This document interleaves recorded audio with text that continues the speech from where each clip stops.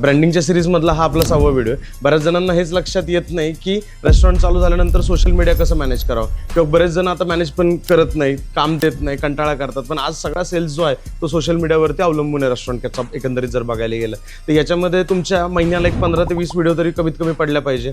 त्याच्यामध्ये तुम्ही जेवढं ऑडिओ बेस काम करणार तेवढं चांगलं. पहिल्या 4 सेकंदामध्ये हुकलाईन असते, तर ते तुमची ती पंचलाईन हुकलाईन पहिल्या 4 सेकंदात आली तरच तुमचे व्हिडिओ व्हायरल व्हायचं प्रमाण चांगल्या प्रकारे असते. आज खूप ठिकाणी आपण बघतो की मार्केटिंगचे टीम जे आहेत ते फक्त पैसे घेतात, पण पाहिजे त्या लेवलवरती कामं होत नाहीत. फक्त गाणे लावले जातात किंवा पोस्ट टाकले जातात, पोस्ट टाकून पोस्ट व्हायरल होत नाही. त्यामुळे तुम्हाला कंपल्सरी व्हिडिओ किंवा रीलमध्येच आपल्याला त्याच्यामध्ये काम करणं जास्त करून गरजेचं आहे. त्याच्यामध्ये आपण प्रोडक्टचे व्हिडिओज वगैरे टाकू शकतो, ज्या डिश वगैरे आपण बनवलेल्या आहेत किंवा त्याच्या मेकिंगच्या व्हिडिओज आपण टाकू शकतो.